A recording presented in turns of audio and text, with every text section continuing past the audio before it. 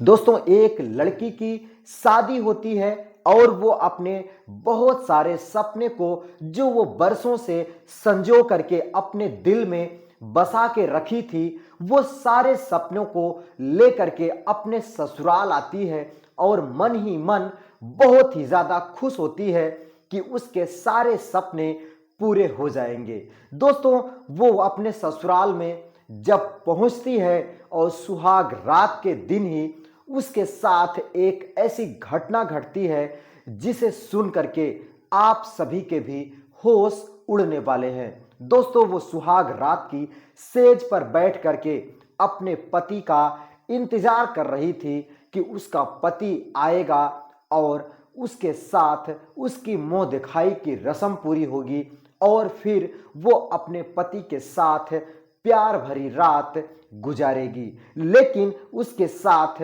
उसका उल्टा होता है। उसका पति जब आता है तो जैसे ही वो कमरे में पहुंचता है, रात को 10:30 बजे थे और उसके फोन में एक घंटी बजती है और जिस घंटी को वो बड़े ही हड़बड़ाहट से उस कॉल को रिसीव करता है और कहता है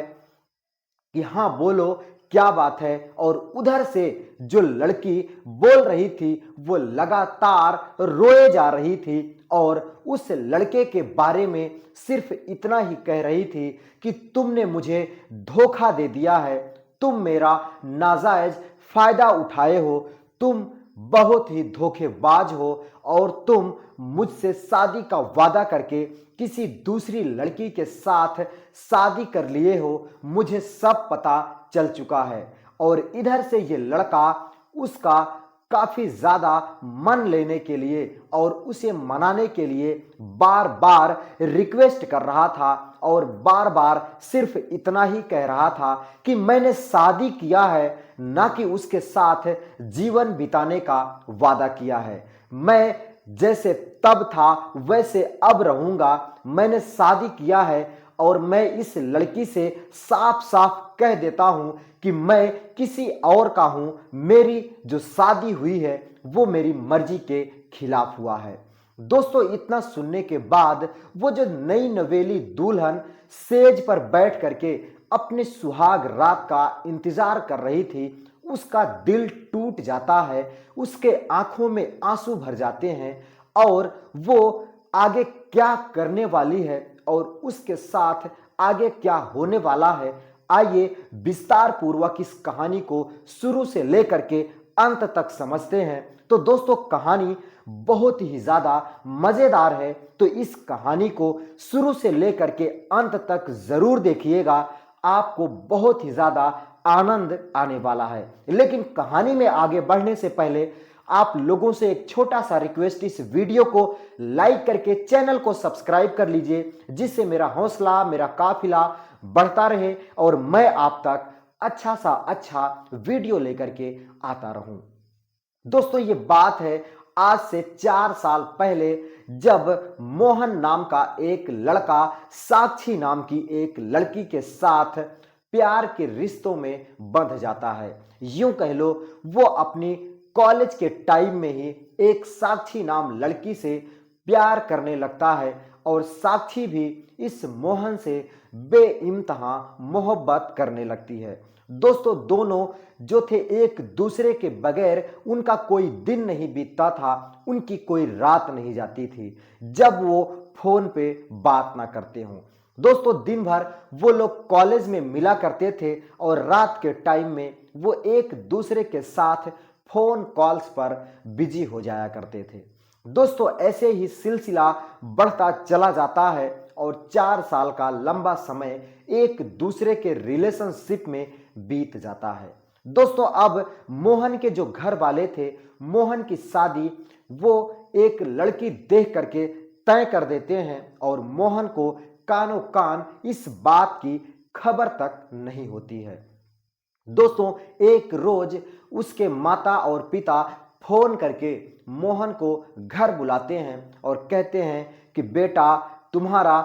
4 दिन के बाद बारात जाने वाली है, तुम अपनी पूरी तैयारी कर लो, अपने कपड़े ले लो, अपने जूते ले लो, जो चाहो वो सारी चीजें तुम खरीद लो, क्योंकि जस्ट 3 दिन के बाद तुम्हारी बारात जाने वाली है। दोस्तों, वो जो मोहन लड़का था, इतना सुनते ही उसके होश उड़ जाते हैं और वो सोचने पर मजबूर हो जाता है कि कैसे मेरे घर वाले ऐसा कर सकते हैं। मुझसे एक बार भी मेरी शादी के बारे में पूछा तक नहीं, और अब 3 दिन बचे हैं शादी में, तो ये बोल रहे हैं कि तुम अपने शादी की तैयारी कर लो। दोस्तों, मोहन अपने माता पिता के ऊपर काफी ज्यादा गुस्सा करने लगता है और कहने लगता है, मैं ये शादी कतई करने के लिए तैयार नहीं हूं।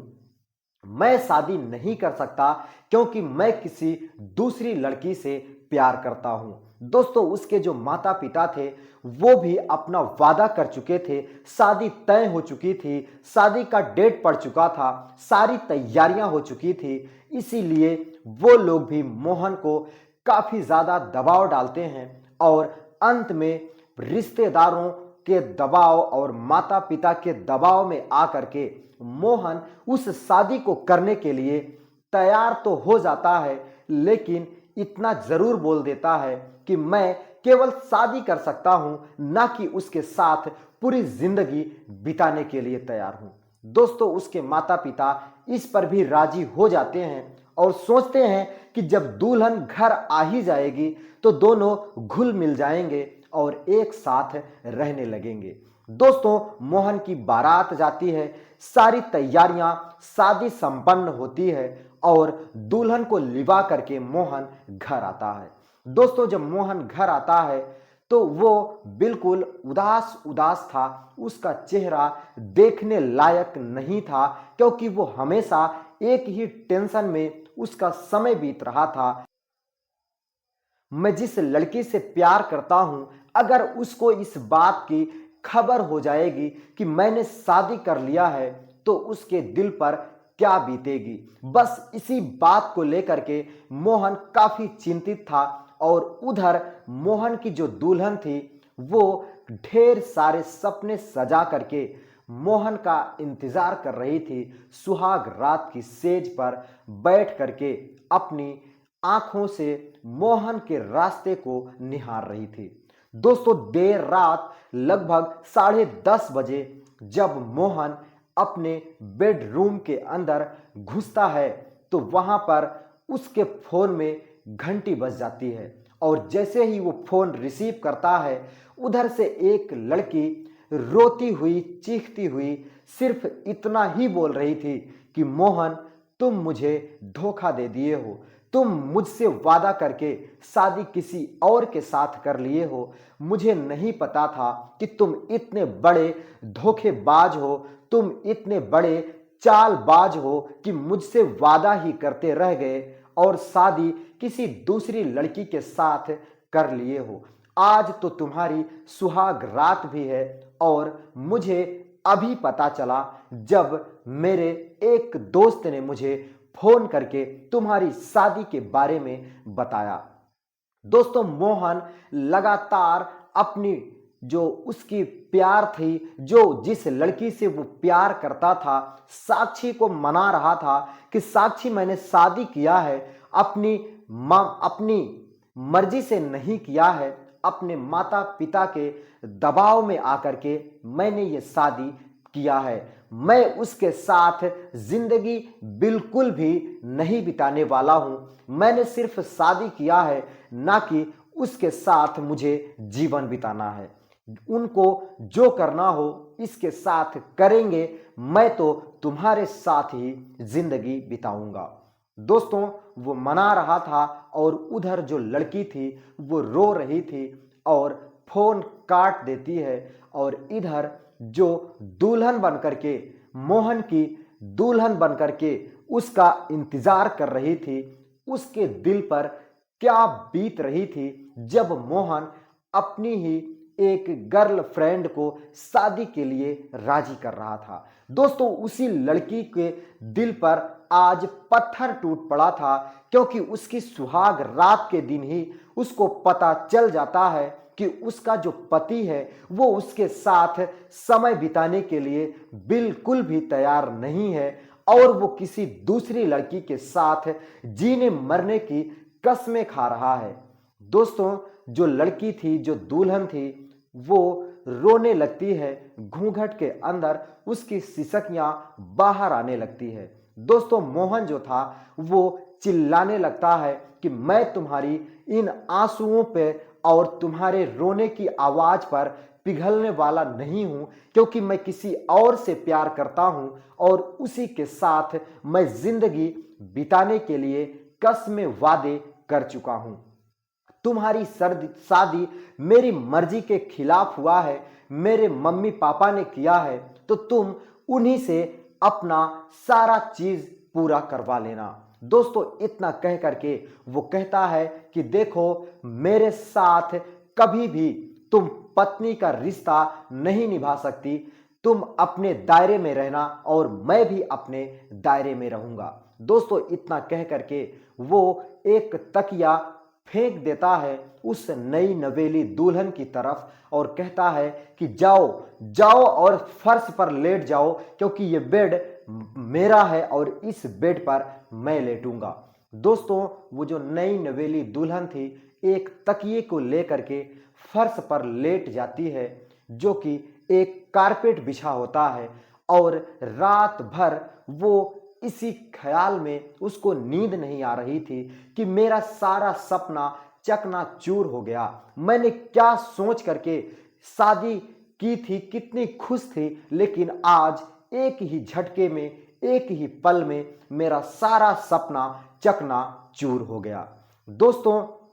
ऐसे ही दिन बीतने लगते हैं और वो जो दुल्हन बन के आई थी, वो लड़की किसी से भी एक शब्द नहीं कहती कि मेरे साथ मेरा पति क्या करता है, कैसे वो दोनों एक ही कमरे में रह करके अलग अलग सोते हैं। दोस्तों, ये सारी चीजें हो रही थी और किसी को कोई खबर ही नहीं था। दोस्तों, एक दिन जो मोहन था, वो जिस लड़की से प्यार करता था, साक्षी से मिलने जाता है और साक्षी उसे शादी के लिए मनाने लगती है। दोस्तों, मोहन कहता है कि देखो, मैं तुम्हारे साथ शादी करने के लिए तैयार हूं, लेकिन मैं अपने घर से अलग रहूंगा, तुम्हारे ही साथ रहूंगा। दोस्तों, इतने पर वो जो लड़की थी साक्षी, वो राजी नहीं होती है और कहती है कि देखो, जब हमारे पास घर ही नहीं होगा,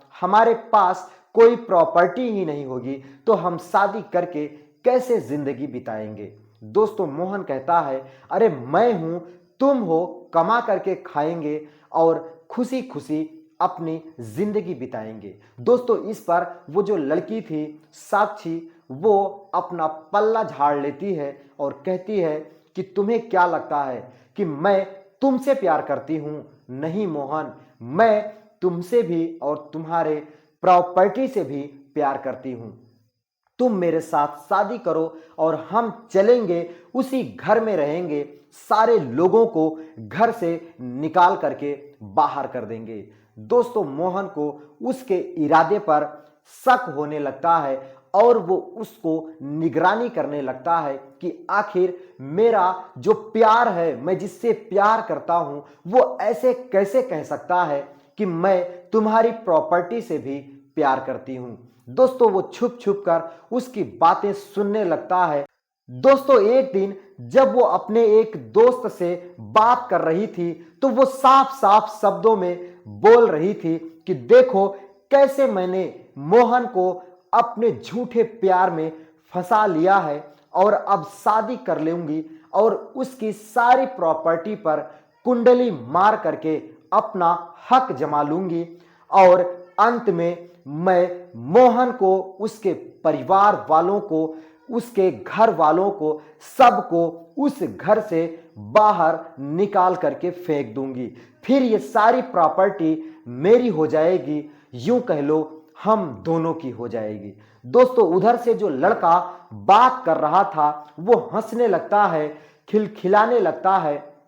और कहने लगता है कि जल्दी से साक्षी इन सारे कामों को पूरा कर लो, क्योंकि मैंने अमेरिका में एक फ्लैट देखा है जिसकी कीमत करोड़ों में है और मुझे पूरी उम्मीद है कि तुम करोड़ों से भी ज्यादा